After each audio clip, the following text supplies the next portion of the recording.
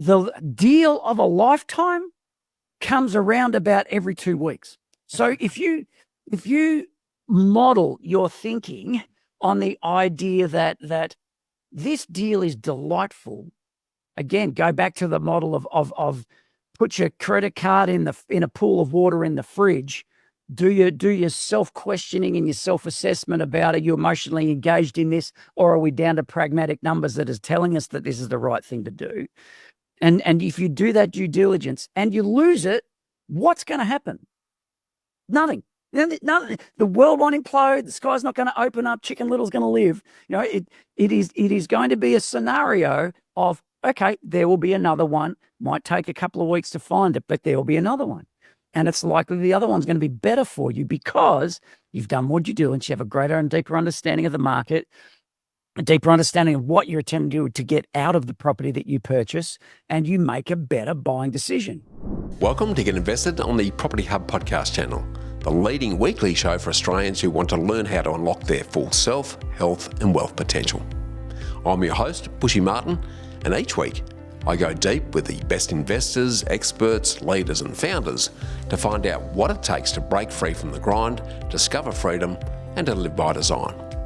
Subscribe now and join me and get invested in the life that you really want. Let's get started. Hi, freedom fighters. Is now a good time to invest in property? Now, there are always lots of reasons, better known as excuses, to stay out of the market, and you could justifiably listen to those and hold off investing indefinitely. Because as the pandemic property petrol burns out and the shockwaves continue to ripple with decreasing intensity as conditions return to more normal variability between locations, national property conditions continue to be in a state of flux. At the time of this recording, Brisbane, Perth and Adelaide are too hot. Melbourne, Canberra and Hobart are too cold. Darwin is volatile and Sydney's somewhere in the middle. So where's the Goldilocks just right in all of this? The truth is that housing market stability is the price we continue to pay for the influence of monetary and fiscal policy as we navigate our way past the consequences of the pandemic. And this volatility is likely to go on for years. So locationally variable and out of sync property conditions will keep changing and may change quickly when they do, but change creates great opportunity. This leaves you with two investment style options at each end of the passive to active investment spectrum. At the passive end, you can buy when you can afford to, hold long term and never sell, and then ensure you can manage and afford all the ups and downs along the way so you can actually hold firm. Success from this will come from not overextending yourself in these or any conditions. Or, at the more active investor end, you can learn how to read and work the market by running your investments like a business to make money, by skilling yourself up on manufacturing value creation through renos, subdivisions, developments, etc., and then riding the waves of growth so that you're not afraid of the market, but are able to embrace unique conditions to make money at any time. So if now is always the right time to buy property, how do you decide on where to invest and what to invest in when there are over 15,000 odd house locations with around 5,000 of them containing units, creating 20,000 individual property markets that are all behaving differently at the same time? How do you make good property decisions, and what information do you use to make them? And how do you predict what's likely to happen versus what's already happened with property in an area? Do you have a crystal ball, or do you close your eyes and buy, hope and pray? To be sustainably successful in property, you need to be able to read the tea leaves of property trends so you can give yourself the best chance of buying the right property in the right area, the right price at the right time. And this is never easy to achieve.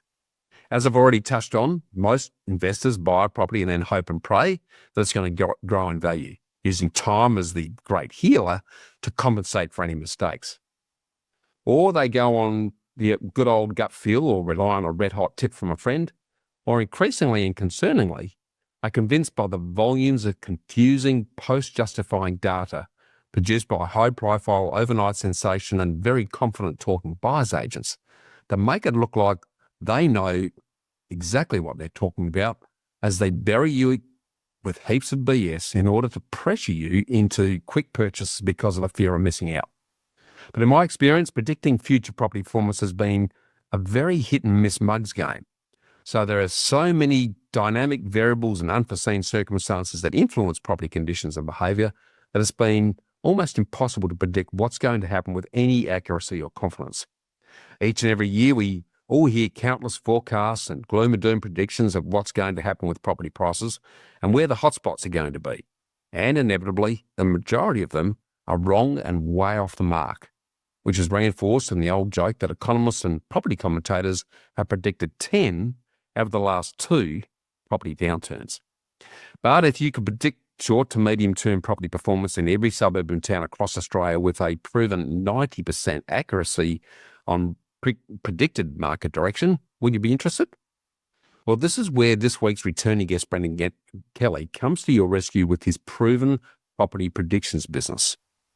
Property Predictions is a leading property market research group providing property experts and investors with accurate predictive insights right across the nation. The unique database collates and analyses the changing relationships between key statistical indicators, such as prices, sales, listing, asking rents, and rental vacancies in suburbs right across Australia, and interprets the intending behaviour of buyers, sellers, and investors to predict how, when, and where these are likely to affect housing prices or rents in the short to medium term. The database utilises predictive algorithms to provide rent and price change predictions for houses and units in any suburb right across the country. And this enables you to buy in suburbs where prices are set to rise and sell before the growth stops, so that you can make significantly higher returns than those who just hold and hope. The Property Predictions database is also able to predict the direction of change in price, as well as its likely duration and level of intensity for any suburb, and can accurately forecast house or unit rental changes up to a year in advance. So if you're wanting to eliminate the guesswork and access Australia's most accurate suburb-specific property prediction data so that you can make better decisions and achieve superior results, then you're going to love our continuing conversation with Brendan Kelly. As you heard last week, Brendan's a successful active investor and author who's co-founded the award-winning results mentoring program for one-on-one mentoring, education and enabling of active property investors who have collectively acquired over $500 million in property on their road to financial freedom. So to get into the nitty-gritties of all this, welcome back and let's get invested again, Brendan. Thanks very much. That's a pleasure to be here. Mate, we had an awesome conversation in part 1, which was a lot of fun, but also shared some absolute gold for those that are really serious about property. Sort of to set the scene, I guess, given the amount of time and that you've spent in the industry, what's a property investment approach that you think the majority of people get wrong? And we probably touched on this in part 1, but it's probably worth reinforcing. Yeah. It's when people get started. Most people get started on a circumstance of an event in their life that goes, my current path, plan A that I'm going down, may not get where I needed to be, or some change occurs like the birth of a child or the potential, say, the death of a parent, or some event occurs and they go, reality check, need to shift. What do I do?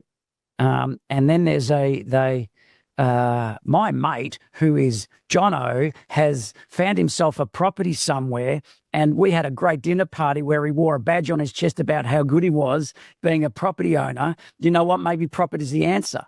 And they have a quick glance at realestate.com.au and they go, oh, I think I could afford that. And they go, ready, fire, aim. They reckon they're ready. They then, I'll talk to a mortgage broker. Can I get this? Mortgage broker says, yeah, you should be able to buy something for around about 400, or 600, or pick a figure. And you go, okay, great, thanks. And they feel all empowered and authoritative to be able to then go and buy a property and say, she'll be right, mate. Ready, bought it. And then the big question, what do I do with it now? And therein lies the big dilemma, because there's just no aim, and it's after the event, there is very little you can do to generate the profit that you want to generate, or to be certain of the outcome that you want. So the ready, fire, aim approach kind of sets you up for a bit of a hard start. And it speaks to exactly what you said in the intro. the need to use time to heal the wounds of poorer decisions. So people will then set themselves up for, you know what, if I sell now, I'll make a loss. Or if I sell now, I'm not going to make any money. Or if I sell now, it's not going to be what I want to be. I'm forced to hold it. People say, don't sell. And then I've got to have my poorly chosen property meander along the path of growth until such time as I can maybe draw down in the future and maybe put some money into the next one and maybe get another one. And then it eats into time and opportunity. So ready, fire, aim for the person getting started is probably what I say where most people get it wrong. Yeah, I love that. And I think I'd love your commentary on this because, that badge of honor the honor that you spoke about with I'm the property investor of the dinner party. There's Look at me. a lot of bragging rights around how quickly you've done this. Whereas to me, if you've done it in a very short space of time, that means you've done zero due diligence, which means you are at the mercy of the market. That to me, the speed of acquisition, unless you've got an exceptional team and you're exceptional at knowing what you're on about, is really setting yourself on a pretty dangerous path. What's your thoughts on the speed to acquire in that scenario? And you spell it out beautifully. Those with little knowledge need to take more time to buy. Those with significant volumes of knowledge have the ability to be able to read the market very well and choose very accurately, very clearly because of their skill and understanding. Those who are in the middle, obviously, there are shades of grey on this continuum.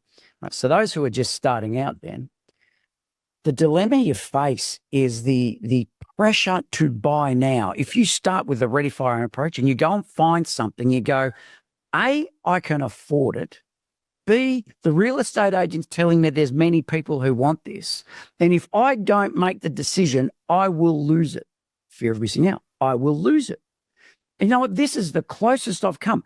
Do you know how much time I've invested in looking at this property on realestate.com.au? Do you know how many properties I've had to look at to be able to say this? Those 10 properties that I had to look at, like all that time was lost. I don't want to spend more time looking. I don't want to spend more time searching, and I don't want to miss out on this. I'll just buy it because she'll be right, mate. It's not the way to play. We educate people that. Okay, I'm going to put it out there as a thought. Yep. 1,000, 100, 10, 1. You could look at 1,000 properties on realestate.com.au, find 100 that you're remotely interested in that are going to serve the purpose that you want, and drill down to shortlist of 10 and submit offers to get one that's going to work. You have to be seasoned at your ability to let a house, that initial positions put forward as the ideal property, you've got to get it now, to just let that go in favor of more due diligence, more time. A famous stuff. Actually, Steve McKnight used to say this: the deal of a lifetime comes around about every 2 weeks. So if you model your thinking on the idea that this deal is delightful, again, go back to the model of put your credit card in a pool of water in the fridge.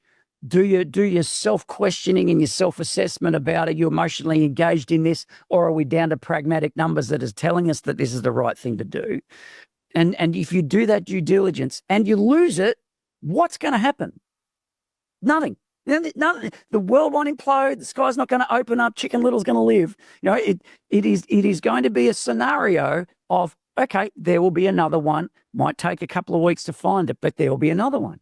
And it's likely the other one's going to be better for you because you've done more due diligence. You have a greater and deeper understanding of the market, a deeper understanding of what you're attempting to get out of the property that you purchase, and you make a better buying decision. Don't feel a time pressure because I don't want to look anymore, a time pressure, or because the amount of time. 1,000, 100, 10, 1. If you haven't looked at 1,000 properties, and if you've looked at 10, you go, hey, I've got a little way to go. If you look 1,000, 100, 10, 1 as a base model, And you will find the truffle in the forest, or the gold in the hills, or the needle in the haystack. You will find the one that works for you. Yeah. And one of the things that I'm just sharing one more thought on that. One of the things that really comes out of this is real estate agents. The best deals, the best purchases never actually hit the market. They never hit the market. You don't find the best ones from realestate.com.au. You don't buy property from real estate. You look at property from real estate, but you don't buy from real estate. It's not a case of click on this link and send my credit card and you own it. It's not the case. Everything must be done through a real estate agent. Yep. So the more you spend time in an area, the more you get familiar with real estate agents. The greater the relationship you have with a real estate agent, the more questions you can ask. You ask the right questions. Can I give you 4 questions to ask? You mind if I do that? No, great. First question. Yeah. First question is, what have you got listed that's not on realestate.com.au? What's on your books that's not being advertised? Great. What is on your books that has been on your books for a long time and you're about to lose as a listing agreement? Yeah. So if it's not on the books, because 10% of all purchases never get the market. Well, think of a 95-year-old person who has to sell down. They are nervous. It is a stage of life that's risk averse. You know what? I don't want anyone through my house. I don't want anyone touching my belongings. If anyone's going to come through, it's going to be with you. Don't advertise it. Don't put a board out the front. I don't want to let people know. Yep. So how do you ever find these things? It's not listed on realestate.com.au. It doesn't exist. You ask, what have you got on the books that is not on realestate.com.au? That opens a door to the 10% that otherwise will never get known about. Yeah. Right. What have you got at the end of your listing? The end of my listings, it means that the real estate agent is suddenly working with you and against the vendor, because if they work for the vendor who has said no the whole time, it's not going to happen. So they're going to work with you. You can then approach them. Let me work with you. If you want to get the commission for this particular purchase, what do you think is going to work? Let's create a scenario together. You go and talk to them and see what we can create. Yeah? So, go on. Right. Next question. What have you got that has just been listed but not yet hit realestate.com.au? The 2-week window, that is the listing agreement, but before it hits it goes through the advertising copy and gets to realestate.com.au. You got 2 weeks. Yeah. Photos haven't been taken yet. Copy hasn't been written yet. It has been listed and everybody in the office knows about it. Yep. If you can get in at that point, and the message you would sell might be, you know what? If I like this place and I buy this place, you'll never need to do an open. The vendor will never need to spend marketing dollars. There will never need to be a brochure. They'll never have to do busy open for inspections and kick themselves out. It's you give me the address of that which you've just listed. I'll do a drive-by. If it works, let me submit an offer. Now that's the third one. The fourth one is and this is the one where you really need a good relationship with a real estate agent for. Yep.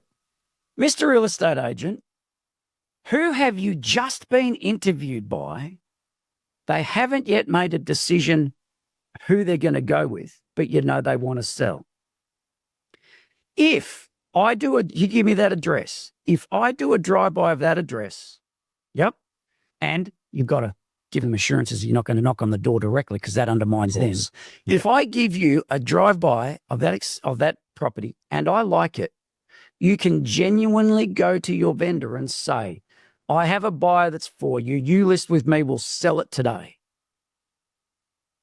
And that constitutes some of the 10% of the properties that will never hit the market. So if you want to get to that doesn't happen by, hey, John, listen, never played in your suburb before. Can you tell me what's there for sale? It's a real bargain right now because I need to buy a bargain. Yeah, they're going to say, look at everything in my window. Allow me to assure you it's a bargain. 30 years from now, you'll be really appreciative that you bought it. So I love it. That gold questions you just shared there, Brendan. The one thing I would like you to comment on, though, just to set some context here again, because I think what you've shared is absolutely spot on. But on the flip side, there's a lot of Johnny-come-lately buyers agents out there who are bragging about how many properties they can get off market. And quite often they're pretty average properties. They're not all little grannies or divorced couples that want to keep it on the down low. Right. Yep. They're untested. I think smells a little bit of a lazy sales agent who just wants to get something off the books quick, and if he drops $500 on his commission because he sells it at a different, or he gets the buyer's agent untested to sell it at a higher price to an unsuspecting investor who swallows the smoke and mirrors around the whole off-market piece. They are absolute gold questions that you've just suggested that people can really get into some nitty-gritty properties that people aren't going to know about. But I just would love your thoughts on the whole off-market subject, because there are a number of buyers agents who are using this off-market piece as a bit of a smoke and mirrors exercise to convince people to buy properties that are pretty average, to say the least. What's your read on that, and how would investors go about being able to pick a true off-market property like the one you've just described from something that a buyer's agent and a selling agent are just trying to sell untested? So there are buyer's agents that have some integrity. There are buyer's agents that just don't. So I raise that alarm, and it goes to I live by a certain ethos. Trust no one. Assume nothing. Check everything and get it in writing. If you have that sort of base approach to get started with, then you're already guarded against the possible risk of being led down a garden path. The trust no one model is if your emotion, and again, we talked about this last week, if you go down the path of being emotionally engaged in a desperation to pull a trigger to buy a property, then your mind is not in a place such that it's a good decision, potentially, without more due diligence. Right. Yeah. So the off-market model, there are a number of ways that a person who's looking to present as an off-market purchase, there are a number of ways that could be done. One way is genuinely, now off-market, and that's those 4 questions from a real estate agent. You ask that, and they genuinely there to assist you because you've already built a relationship and there's this understanding and trust that's in place. Yeah. So that's the genuine. Another way to do off-market that's genuine is you do your own door knocking, or you do your own letterbox dropping, or you do your own meeting with the vendors. Yeah. That's another way that's genuine. It's direct. And it's possible to do that. It takes some kahunas, but it's possible to do that. Right. The one where somebody brings you a deal and says, it's off market, I promise. That's where the due diligence on your part is required. Now, again, they might call themselves a buyer's agent. They might call themselves a friend. They might, whatever the case may be. Yep. But there are skullduggerous ways that can be done. So I'm going to go into some of those as a thought, if I may. Yes. Some of them is where a person goes to a real estate agent and says, hey, if you bring to me a property that you've just listed, but it's not yet on the market, if you bring that to me, I will put it to the people that I know who are interested in buying. Now, I get a fee for introducing people to these properties. I will give you some commission that I earn for you to give me that detail in advance. But in order for it to make enough money for both of us, let's up the price a bit, and you will put that price in there such that I can make it look like a bargain and you can make it look great to your vendor. So if I promote it at a higher price and tell people that I can buy it for a lesser price because it's off market, and you tell your vendor that the market condition is low and then you can sell it high, you will look great, I will look great, the vendor would be wrapped, the sale happens quickly, and if somebody holds it for a period of time and on the idea that market growth will occur, everybody will be happy. the buyer might be a little bit out of pocket in the short term, but that's a short-term thing. And if they never sell, it's going to be fine and nobody will ever know.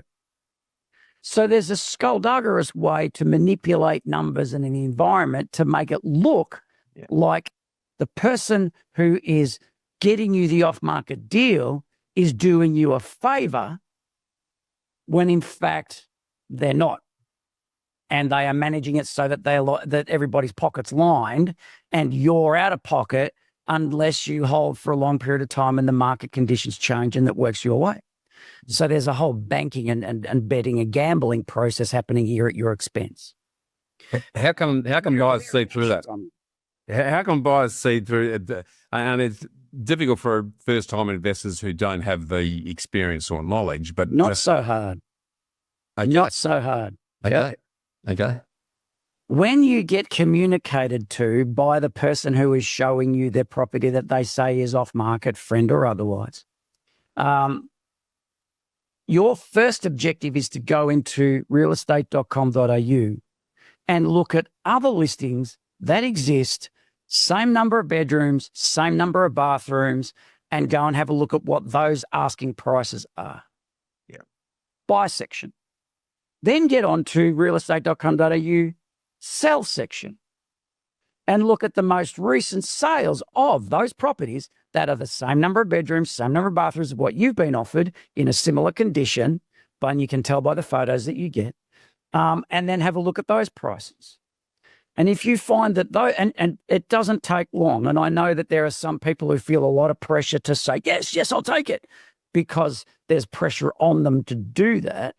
While they're feeling that pressure, if you can take just 20 minutes to look even at that fundamental basic, you'll know whether you're in or out of an environment that is there to take advantage of you and a level of desperation to get into something. So that's a base telltale. Yeah. Then if you've got more latitude and more time, you and I might touch on some more options later in this conversation, I'm sure. But if there's more time, then you can go into other websites and do some test and measuring on other things that will give you an insight. Yeah, beautiful. And that's a really quick, easy exercise that anyone can do for free, and it, as an insurance policy to make sure that the buyer's agent is actually acting in your interest. It's a great way to benchmark. So I love that. Brendan, before we sort of get into more of the nitty-gritties, you've worked and helped a lot of investors succeed over the years. Yep. What qualities and character traits do you see in them that separate them from others? Yeah, diligence, really. It is a commitment to direction. It is a commitment to outcome. The people who come to me for support are recognizing that two fundamental things. Yeah. One is the path they're on may not get it. And two, DIY can be particularly slow and painful and full of error. Yeah. There's there are two problems with what is it? I was thinking about there are two problems with trial and error. Or there's a major problem with trial and error. What's that? Error. The whole idea of error is it has a significant impact, not only in the money that you lose, but in the confidence you attach to the decision and your ability to trust yourself to do it right next time. Yeah? It carries a significant impact. Right. So the dilemma you face with DIY model and learning along the way is you face the concept of error. And if you do an investment that doesn't work out like you'd hoped, and the result is more dramatic than you'd otherwise expected, then your confidence is shattered and it really knocks you for a six. And it could take 5-10 years to get over that before you build the confidence up and do it again. Yeah. So there's a real problem with DIY. The other thing with DIY is you just don't simply know enough to make a confidence decision in advance. But beyond that, you don't know where to look to know enough. You don't know who to ask to know what to ask about. It's in the world of you don't know that you don't know about yet. Yeah. And oh, sure, that's where possibility exists, but it's also where risk exists. Yeah. Yeah. So it is the more you can move, don't know into don't know that I know I don't know about, the more you can direct your attention. But if you're delving in that space in a whole new field and you're attempting to be an expert or to build confidence in that whole new field, there is a whole pile of potholes on the road that you don't know are there because you got this skinny little flashlight shining into the future when your floodlight's required to see what all the dilemmas are. And therein lies part of the problem. So the people that I work with are people that recognize change is required and differences. If I'm after an outcome, that is going to be a significant enough one to make a difference in my life.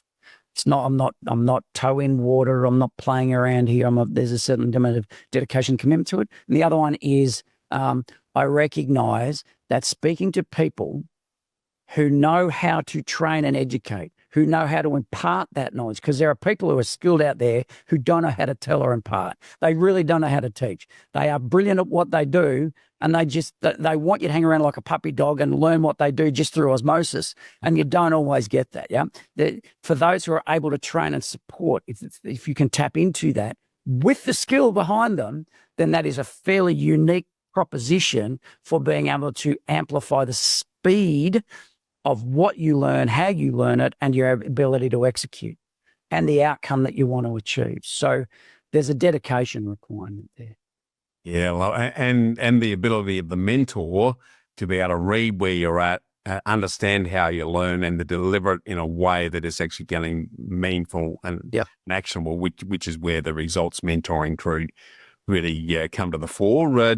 Sort of as a continuation of that, sort of given the endless array of ways to make money and achieve financial freedom in property that, I've spoke about in the intros and all the different tactics that are associated with that. How can investors craft an investment strategy and deliver an approach that's best suited to them, given the importance of the strategy piece? Oh, that's a very big question. That's what I spend a year with people on. So let me see if I can condense that down into a series of sentences. I got to say though, the introduction that you did last week was a brilliant summary of it. It really was a brilliant summary of it. But in my own words, I hear yours. In my own words, similar. Yeah.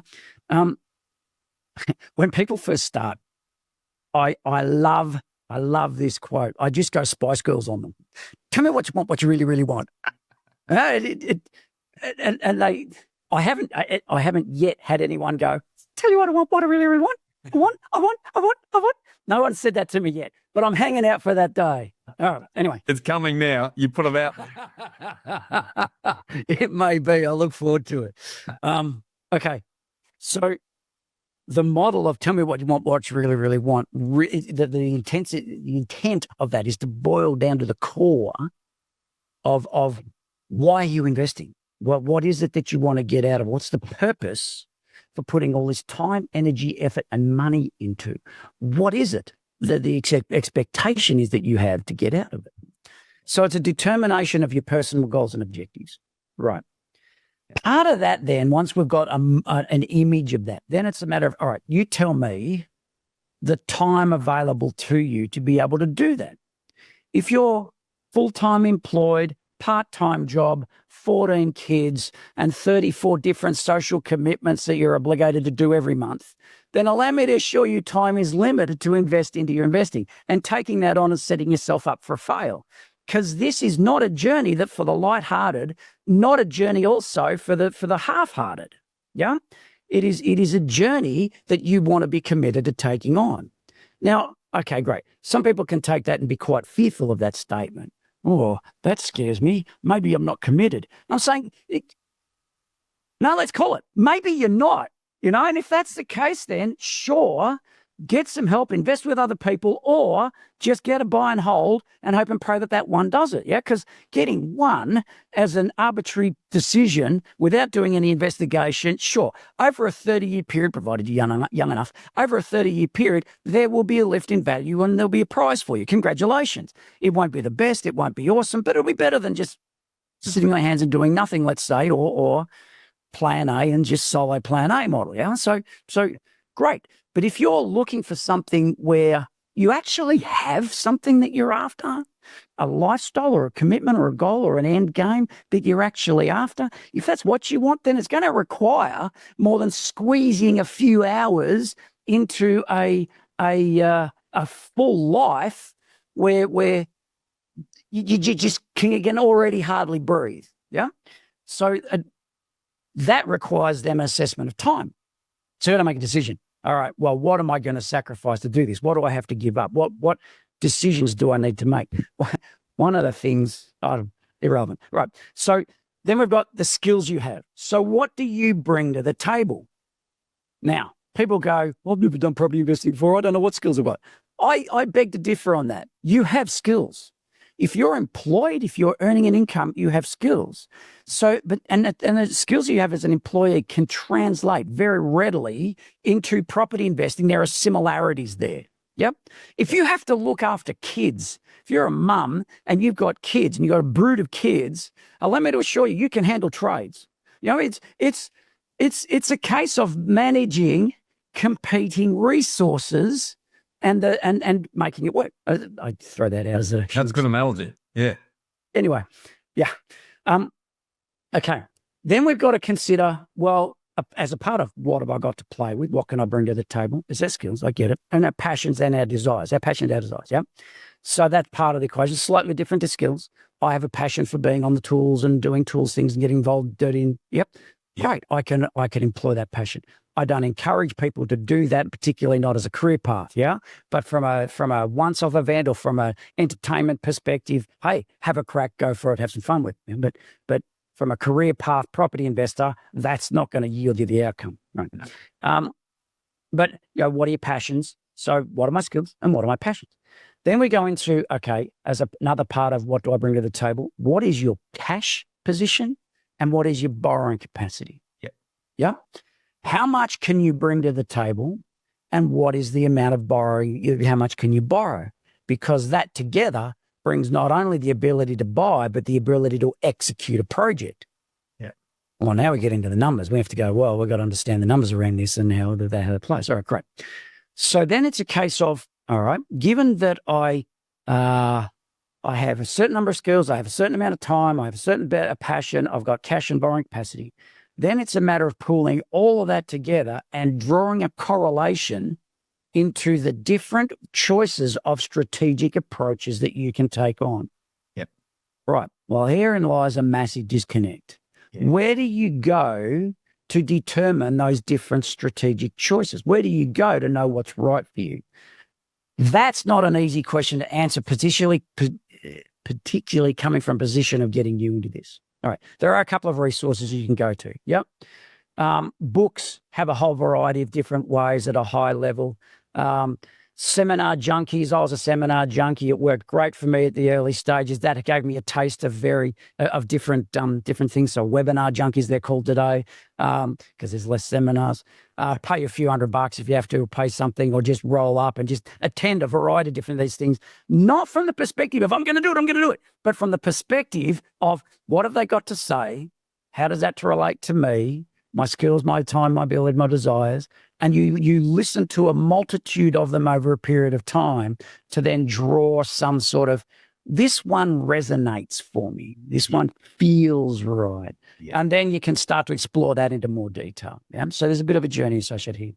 Yeah. I mean, with results, we already know the outcome of that because we're clear on the strategies. We can go, yeah, your position suggests that this actually correlates for you for the safest, easiest and smallest leap for you to get started on this journey. This is the strategic approach that works for you. Yep. And then we start to build skill around that strategy and move forward. Another one, we wrote a book a decade ago now called The Real Deal. Yeah. So The Real Deal is a book which is all about different strategic choices and different strategic outcomes and kind of what it takes and the skill required to do that. We built that book for the purpose of people being able to get a picture of where am I at? Where am I likely to be positioned? And then what can my career path take going forward with this? And that was the purpose of the book. So that'd be a way to go for it. But you don't have to get that one. You can just go. You do enough research out there. There's enough inspiration out there. With the 14 different case studies you put in that book, and with the variety of different approaches, that's a pretty good way. Rather than to read 14 books or go to 14 seminars, at least you're going to get a taste of what the avenues might be to start doing some further work from there. So I will put the link to The Real Deal on the show notes, so that people can start there. I think it's good value. It might be 10 years or more old, but it's still got some relevance in that perspective. Sorry, go on. The last thing you could do, and which is really possible, is go to property meetings of sort. There are numerous networking groups that you can go and lean on. Sit in the corner. Don't talk to anybody if you don't want to. It's okay, but sit and listen. Just sit and listen to what they say. Stand there with your little coffee in the mug and stand as long as a small group and just hear what they have to say. And when they ask you a question, say, all good. And they'll let you be quiet if you want to be the mouse. It's okay. But absorb the information, because then you get an idea of where they're at, what they're up to, the difficulties they face, whether it works for you, whether it's not works for you. And just, if you go to a variety of those, then you get to hear the people. Oh, this is beautiful. Then you get to hear the people who actually know what they're doing. Yeah. You get to hear the people that are full of smoke and mirrors who don't know what they're doing. Yeah. And to hear the people who don't know what they're doing. And in that, then you get to lean on, and you get to pick who you actually can lean on for information and support. Remember, of course, if they're not trained in training, then they're going to be a little bit loose around it, but it's enough information for you to get a clue about maybe what it is you want to do. So I'd encourage that. But strategic choice is paramount for you to be able to achieve what you want to achieve, on the premise you are pretty clear on what it is you want to achieve and you're committed to doing so. Yeah, spot on. And there's a really great way of walking through that process. And again, it's a process that not many or not enough investors put their time and money and energy into to actually get them to the decision starting point. But you've laid out a really good pathway as far as that goes. Brendan Plotters, we're going to interrupt Brendan's great conversation here this week after yet another awesome session. Brendan really called out the ready, fire, aim trap that so many investors fall into, showing why rushing in without strategy is a recipe for regret. He revealed how real success in property comes from combining patient due diligence with sharp market insights, whether you're playing the long passive game or the active value creation game with renos, subdivisions or developments. We also heard some golden tips on off-market deals, with only 10% of the best buys ever hitting realestate.com.au, and the four key questions that you need to ask agents to uncover hidden gems that others never see. Now, if that's fired you up, then jump into the show notes and download Brendan's new Real Estate Success Community app. This is a place where top mentors, investors, developers and renovators connect, share off-market leads and learn from exclusive case studies and live events, all free on iPhone and Android.